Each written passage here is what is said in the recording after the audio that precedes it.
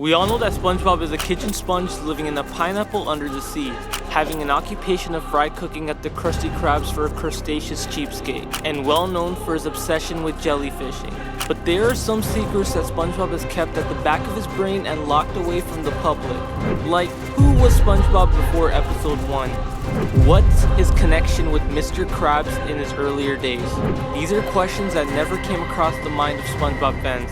Get ready for the Sponge Nam Theory. Despite everyone having the opinion of SpongeBob being an average Joe like you and I, he might have actually been part of a war that took place in Bikini Bottom a long time ago. But before we talk about this war, there are a handful of questions and concerns that should be addressed. What makes SpongeBob similar to a military troop? Soldiers are famous for having a strict schedule where they are required to wake up at a particular time, have a morning routine, a fitness session, and sleep at a designated time. If you really think about it, I'm practically describing the life of SpongeBob. You see, he consistently gets up at either 6 or 7 o'clock on the dot, giving him time to get ready for work. He adds a strict physical exercise session in the morning, incorporates nightly motivational exercises right after work. I think I'll skip my nightly motivational exercises and go straight to bed. And finally goes to sleep at 9 p.m. Speaking of sleeping and waking up, have you ever noticed SpongeBob has one of the most unusual alarm clocks in the whole Bikini Bottom? Unlike SpongeBob, other fish have your standard beeping alarm clock. This could indicate SpongeBob cannot wake up to any other alarm clock. He literally mentioned that in a previous episode called Broken Alarm. My old foghorn clock was the only alarm clock that could wake me up. Sure hope one of these works. But the real question is, why can't he wake up to any other alarm clock? What's so special about his foghorn? Why is it the only thing that can wake him up? The foghorn is meant to be as loud as heavy artillery to stimulate a fight or flight response. This response is what allows soldiers to prepare for enemies. Not just that, but many veterans that suffer from PTSD have problems in their circadian rhythm, which prevents them from feeling sleepy at bedtime and being active in the daytime. The most effective way to wake up soldiers and veterans is the military bugle wake-up call.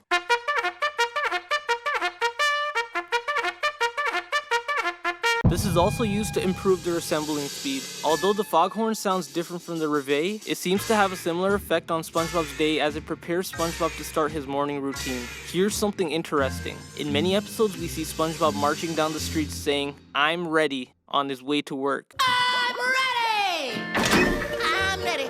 I'm ready! I'm ready! I'm ready! It's a running gag that the TV show enjoys using. SpongeBob is saying this out of fear of getting eliminated in the army. Many soldiers are punished if not prepared for war or fail to comprehend military policies. Now obviously SpongeBob is not currently in the military, but it looks like a symptom of PTSD. SpongeBob has probably gone through so much trauma that he must inform everyone in the world that he is disciplined. We first see the "I'm ready" phase and formal marching in Season 1, Episode 1, Help Wanted, a classic episode showcasing SpongeBob applying for a position at the Krusty Krab. This episode seems to highlight everything that proves SpongeBob as a war veteran, almost as if the showrunners wanted to indirectly set this as a first impression of SpongeBob. Something else soldiers are strictly required to have is their name tag on their uniform at all times. SpongeBob shows a similar attitude towards a name tag at work. This can be seen in Season 3, Episode 18, Missing Identity, which opens with SpongeBob taking a trip down memory lane about losing his name tag. In the flashback, a customer points out his missing name tag and SpongeBob freaks out, throwing a tantrum over nothing. Well, you really should be wearing a name tag. I am, in fact, wearing a name tag. Huh? After his weird flashback, he finds out the barista is wearing the wrong name tag, which causes great confusion. Thanks, Betty. Sweetie, I'm not Betty. I just borrowed a uniform while mine's at the cleaners.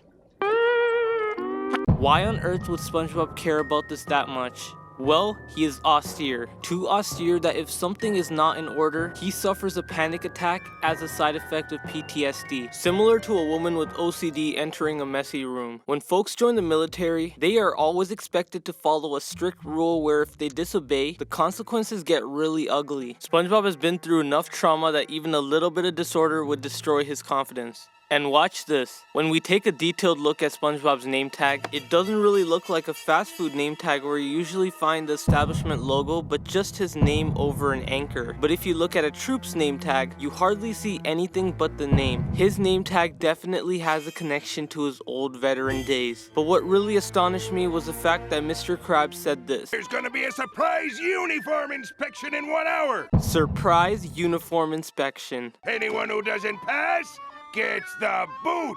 Anyone who doesn't get the holy crap, this motherfucker is threatening SpongeBob and Squidward. SpongeBob finally finds the name tag, and towards the end of the episode we see solid proof that SpongeBob is treated like a soldier. But we will come back to that in a little bit. Remember the joyful moments when SpongeBob sings such beautiful songs? Of course you do. SpongeBob's singing is always excessive. But wanna know something dark? His songs sound awfully similar to how military soldiers sing while marching, fighting, or playing Journeys. And if you have been paying attention to the episode Pizza Delivery, you can see SpongeBob singing while making the delivery. The Krusty Krab pizza is the pizza for you and me. SpongeBob SquarePants! SpongeBob SquarePants! SpongeBob SquarePants!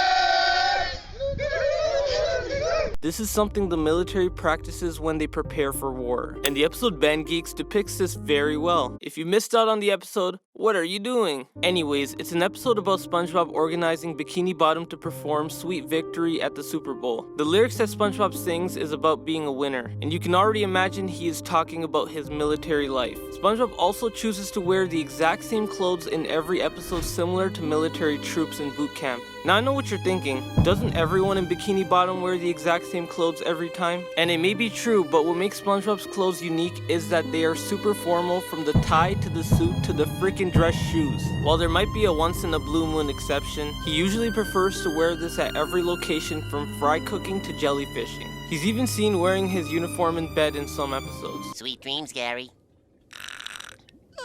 Why exactly is this the case? Many veterans are seen wearing their uniform in honor of the dead soldiers and people who served before them. And this is exactly why SpongeBob could be wearing it most of the time. I suspect SpongeBob has lost a friend at war, resulting in PTSD, and the only way to cope is to show respect through his uniform. But maybe I'm stretching this theory a bit too much.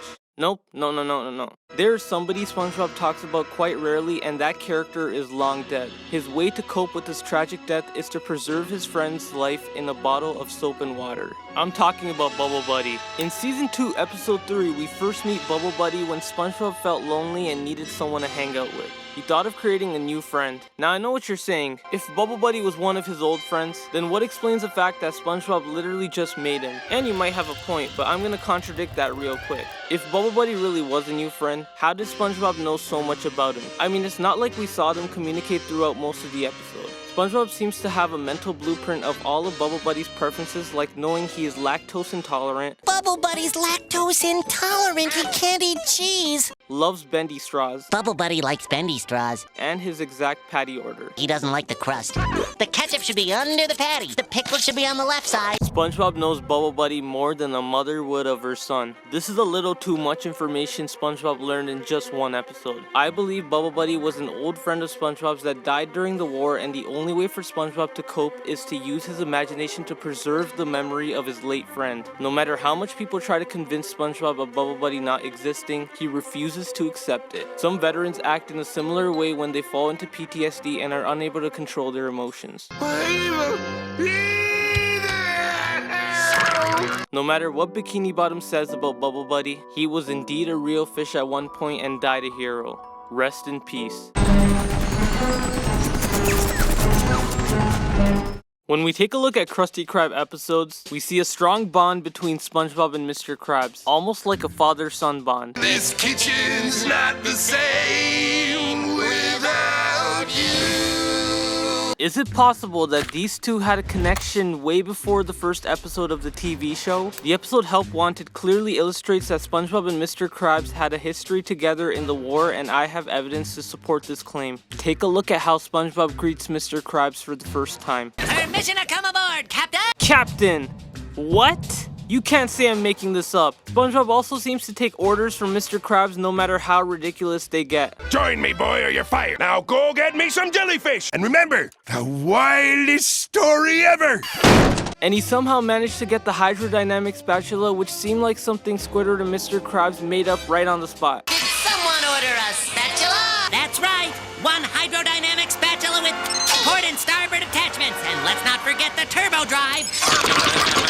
I believe SpongeBob was trained in boot camp to follow all orders from the authoritative figure or there would be dire consequences. So much so that in Season 4, Episode 9, SpongeBob was compliant enough to turn a bunch of car parts into a rocket just to impress Sergeant Roderick. He is so well trained that he has developed a verbal tic, almost like a reflex when answering questions from the captain. Go out and fetch me hydrodynamic spatula. Aye, aye, Captain. One hydrodynamic spatula coming right up, sir. Fear of a Krabby Patty was an episode about SpongeBob going through intense mental conditions after a non-stop shift at the Krusty Krab. SpongeBob later went through hallucinations and tics similar to how soldiers suffer from post-traumatic stress disorder. One of the symptoms are depicted in a scene in episode 1, where he says, "I'm ready" constantly. I'm ready. I'm ready. I'm ready. I'm ready. I'm ready. This could be the PTSD symptoms of something that occurred in the war. It is theorized that SpongeBob was not ready during the war, which led to tragedy, and possibly got him kicked out of the army. So SpongeBob constantly uses this line to inform everyone this time he is actually ready. The trauma was so deep that he still reflects to his previous days. Just take a look at the scene and tell me what you think. I want to live. I want to live. We see SpongeBob screaming for his life. This is when his delusion occurs. He mistakes the customers for enemies and begs, "I want to live." He also has a tendency of being very polite to everybody in Bikini Bottom, addressing them as sir or ma'am. There you are, sir. Hey, do you sell food here? Yes, sir. And he especially cares about the elderly. Old people are the greatest. They're full of wisdom and experience. Soldiers are taught all this in boot camp. You can't tell me this is far-fetched. Have you guys ever noticed SpongeBob and Mr. Krabs' relationship? It is almost as strong as a father and son bond. Just by the way they talk to each other gives us an idea of the level of proximity between this pair. Mr. Krabs always calls SpongeBob boy, lad, or even son. Just stand aside, lad. You're fine, me boy. SpongeBob addresses Eugene with phrases and words such as aye aye captain, ahoy, and sir, almost as if Mr. Krabs is a sergeant. And there is a lot of evidence that Mr. Krabs took part in the military. I mean, at this point, it's a dead giveaway that Mr. Krabs served the Navy as Armor-Up Krabs as depicted in Season 4, Episode 1, Shell of a Man, where Mr. Krabs was awarded a Manly Toughness Trophy. And all his Navy buddies are aware of Mr. Krabs' position. In this episode, SpongeBob is just minding his own business and all of a sudden, Mr. Krabs takes him to his hidey hole where they dig up his Navy chest. Mr. Krabs reveals his old treasures from his past to SpongeBob, which doesn't sound right. Why on earth would he tell all his secrets to a kid? I mean, Mr. Krabs is a very intellectual creature loaded with knowledge, so it seems a bit stupid that he would be comfortable to share his secrets. Unless SpongeBob was supposed to know all of this. In the entire Bikini Bottom, Mr. Krabs only showed SpongeBob and refused to reveal these treasures to anybody else. You may rationalize that SpongeBob is trusted because he's been working at the Krusty Krab for a long time, and that's cool and all, but that's bullshit. Squidward, who has been working much longer than SpongeBob, wasn't shown the treasures. This is what you call trust. Mr. Krabs places all his trust in SpongeBob. If you don't know already, trust plays a very important role in the military, keeping everyone united like family. This is exactly what SpongeBob and Mr. Krabs had in the military. In one of the later episodes, Krabs revealed that he worked as a chief janitor on the SS Gourmet and head chef on the SS Diarrhea. I thought you said you were the head chef on the SS Gourmet. Did I say that? I cleaned the bathrooms on the Gourmet. I was the head chef on the SS Diarrhea. This just shows that Mr. Krabs had a connection in the military at some point. Apparently, one of SpongeBob's other friends was in the military. Mr. Krabs revealed that Patrick was a captain at one point during the war, but he doesn't seem like the type considering his low level of intelligence. I strongly believe that Mr. Krabs took Patrick's position after he left the Navy and right after hired SpongeBob. In Season 3, Episode 10, the Krusty Krab training video, the narrator explained that Mr. Krabs fell into an endless deep depression after the war. After the war, Krabs stayed secluded in a deep depression that seemed endless.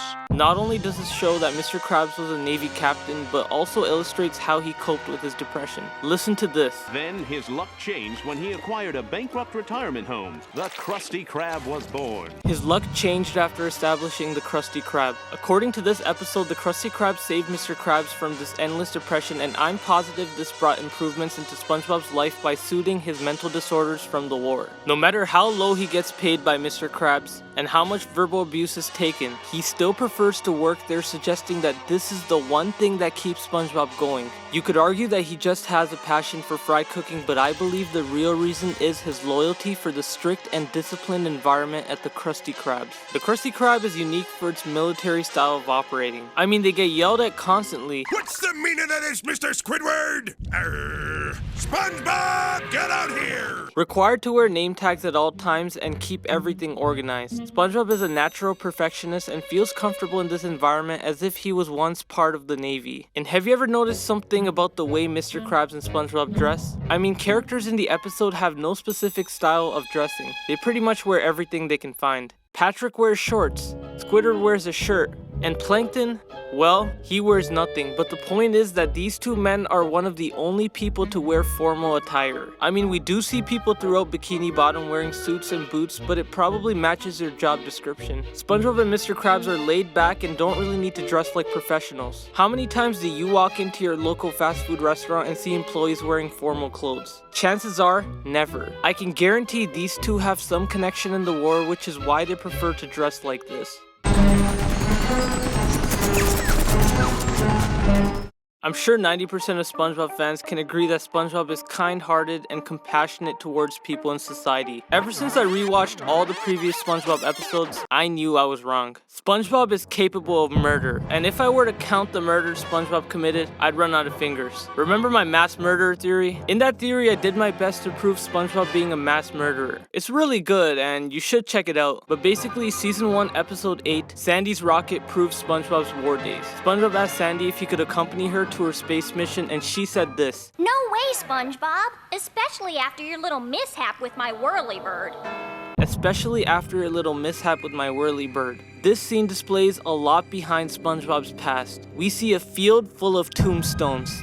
SpongeBob killed hundreds of people in Sandy's helicopter. I took a really deep search in this scene and it all made sense to me. So the helicopter that SpongeBob flew was called the whirlybird, and you know what? Bird is a military slang for helicopter. I'm telling you, these writers don't do stuff like this for no reason. So we all know SpongeBob killed many people in the helicopter accident, but after watching the entire episode, there is still more evidence supporting my claim. So after SpongeBob and Patrick thought they landed on the moon, they started alien hunting, and what really made me question the show was when SpongeBob was capable of capturing the entire Bikini Bottom without any emotions. In many episodes, SpongeBob is well known for his weak emotions preventing him from dissatisfying people despite being used by everyone. But in Sandy's rocket, there were no signs of emotion or guilt, suggesting that when SpongeBob was in the war, he was trained to remove all emotions just like soldiers out on war. The most common mental disorder corresponding to SpongeBob's behavior is bipolar disorder, which could explain SpongeBob's shift in behavior at a given moment. A lot of critics could still argue saying SpongeBob doesn't have any combat skills, and I expect that myself, but there are many instances in the TV show displaying solid proof of SpongeBob's skills in violence. For example, I'm sure if you've been watching SpongeBob for a while, you probably have an idea that SpongeBob engages in karate very often. Despite SpongeBob losing to Sandy most of the times, it shouldn't be overlooked that SpongeBob's karate skills are impressive and better than the average Bikini Bottom citizen. The episode Karate Choppers demonstrates SpongeBob's passion for karate. He basically falls in love with the sport to the point where he destroys the Krusty Krab, but his obsession was so strong that he got fired.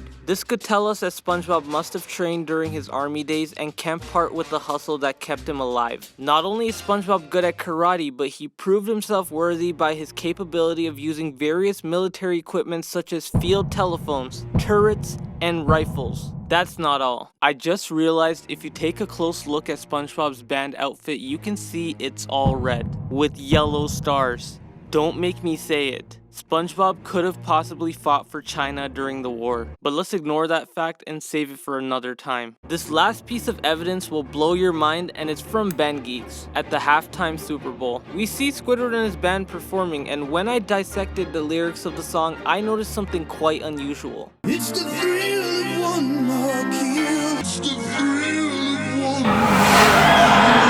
It's the thrill of one more kill. This single line complements all my previous points. SpongeBob has definitely killed someone in the past to know how satisfying it is to kill someone. Some military soldiers experience intense pleasure out in the fields after killing an opponent. It's also a bit surprising the writers would approve these lyrics for a kids show. A question I'm still trying to figure out: where on earth did SpongeBob learn this?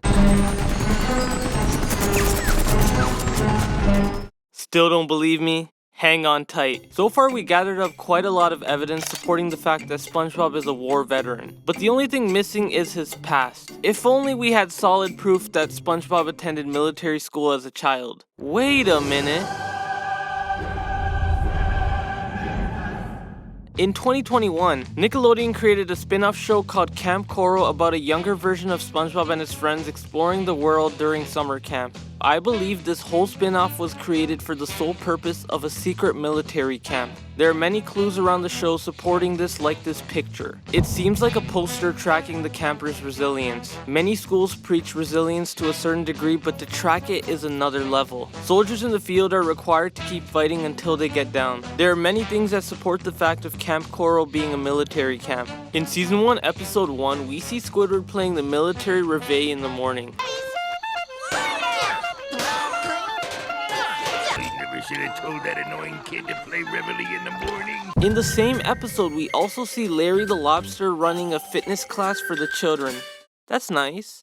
Wait a second! Look at Larry's outfit. This outfit has striking similarities to that of a Navy sailor outfit, with the sailor tie and white suit. What the hell? Also take a look at SpongeBob's room. We see a poster full of rules that are required at this summer camp. And these are fairly simple rules, such as not disturbing junior counselor, washing behind the fins, no sailor mouth, you know, simple rules. But the real question is, why is this summer camp so strict? I mean, it's a time when kids are out of school and need a break from long division and reading books. I believe SpongeBob's parents are behind this. You see, SpongeBob isn't really the sharpest tool in the shed. We constantly see him causing trouble and chaos at the camp. He seems to have a form of ADHD. Margaret and Harry must have sent him off to the military to discipline him. This explains why SpongeBob seems to show many improvements in his discipline as an adult. Did you also notice SpongeBob sleeping on a bunk bed? This is also something we see in barracks. And wait. Well, look who we have here. It's Mr. Krabs. What did I tell you earlier? Mr. Krabs and SpongeBob have a history together. Mr. Krabs is the proprietor of the camp. He doesn't seem like having a major role in SpongeBob's development, but I believe he is secretly running this camp in a way that would turn this kid into a man.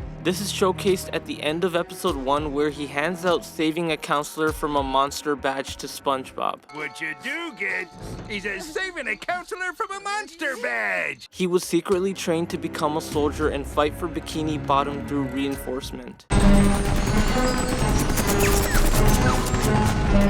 The Krusty Krab has always been the pinnacle of all restaurants in Bikini Bottom. Mr. Krabs runs the establishment and seems to have an extreme amount of control towards his employees. Almost like the military. I just talked about the episode Missing Identity and how it resembles to how the military operates. Mr. Krabs informs the employees that there is a surprise uniform inspection. Both SpongeBob and Squidward line up against the wall where Mr. Krabs stares the both of them down to make sure everything is in order. And I mean everything. He makes ridiculous requests such as telling Squidward to shave the hair on his nose. Promise me you'll shave tonight, and you pass. Notice SpongeBob's position of at attention with his perfect posture, straight knees, and palms facing inwards, unlike Squidward, who is slouching, bending his knees, and positioning his palms incorrectly. This is a style troops are supposed to use to show respect to their leader. For further proof, in the Sponge Out of Water movie, Patrick revealed that working for Mr. Krabs means that you have to go to war whenever something goes wrong, and if you don't comply, he will fire you. I just remembered, I don't work for Mr. Krabs. Mr. Krabs is looking for a loyal employee that would ride or die in the name of Team Krabs. He has probably mentioned this to SpongeBob before he got the job. Looks like we're done. Well, not quite. We still need to go over the secret formula. The Krabby Patty secret formula is the biggest conspiracy since Season 1, Episode 1. Mr. Krabs has been gatekeeping the formula ever since it came into existence. One of the biggest questions by far about the TV show is, what on earth is a Krabby Patty made of? There have been several attempts of Plankton trying to get his hands on the formula and every single scheme failed. I believe the Krabby Patty secret formula is not the Krabby Patty secret formula. Okay, you're probably confused right now, but let me explain. The secret formula Mr. Krabs is protecting is disguised as a recipe of the Krabby Patty. Is it possible that the Krabby Patty secret formula is actually a metaphor for secret war plans? In Season 1, Episode 1, Friend or Foe, we were shown the Krabby Patty secret formula for a very brief time. I'm taking the recipe and fixing it. No way! That recipe's mine! But we didn't see enough information to make any conclusions. However, in Krabby Road, we were explicitly shown the Krabby Patty secret formula. The words on the list were kind of odd. It wasn't English or any other language. This is what I theorize. The words on the formula are ciphers that are used for extra protection to keep the secret, well, a secret. After World War I, soldiers increased the use of military-grade encryption to protect information from getting leaked. But these secrets were more critical. Not some burger recipe, but more like the dates of attacks and what weapons and vehicles were gonna be used. We know Plankton is the only person in Bikini Bottom to have an eye on the formula. Is it possible that Mr. Krabs and Plankton are in war with each other? This could make sense because we know that Plankton's real intentions are to rule the world, not have some Krabby Patty business. The New Leaf, another episode revolving around Plankton. It was just an ordinary episode of Plankton attempting to steal the formula, but I noticed something quite unusual at the very beginning of the episode. Plankton was waving a peace offering flag to Mr. Krabs. At first I thought it was just a thing enemies do to make peace, but this sounds awfully unnecessary to wave at a business rival. He was waving the peace offering almost as if he wanted to end a war. And keep in mind that this is very similar to how countries of the world use a treaty to make peace. Maybe there's something in the secret formula that could turn Plankton into a giant, kinda like the super soldier serum from Marvel Comics that were hidden from the Nazis. In Season 4, Episode 12, Plankton wished for one thing and one thing only, to become a giant. My wish, nay, my command is to be taller. Going as far as Season 1, Episode 15, Sleepy Time, we see Plankton dreaming to become taller. And if you think about it, the formula must have something to do with improving Plankton so that he could rule the world. When we look at Plankton's wishes and dreams, none of them relate to the Krabby Patty. He is well known as the shortest character in the sea, so it would make sense if Plankton is sick of his short stature. Plankton is the smartest creature in Bikini Bottom. We have seen his incredible inventions in the past, so it would seem like a piece of cake to construct a burger recipe better than the Krabby Patty. Height is something that is determined by genetics. No amount of money can increase your natural size, so Plankton is likely attempting to steal this recipe to become large enough to destroy his enemies such as Mr. Krabs. It seems to me that Mr. Krabs and SpongeBob illegally cooked the serum and disguised it to prevent anyone from suspecting the truth. But if this is really true, wouldn't Mr. Krabs shit his pants if some authority would get to the formula? Gee willikers. I just realized there is an episode that could explain this very well. The Nasty Patty. So in this episode, the health inspector arrives to perform a food inspection. Mr. Krabs freaks out over this news. But if the Krabby Patty is the best food in Bikini Bottom enjoyed by hundreds of fish, why on earth would Mr. Krabs go through a severe mental breakdown? Many of you would say because of the hygiene and unsafe work environment. But do you really expect the Krusty Krab to be musty and risky when you have a guy like SpongeBob keeping the area spotless? That's what I thought. It's safe to say Mr. Krabs is really worried about the secret formula from being released, which could reveal all the military plans and serums.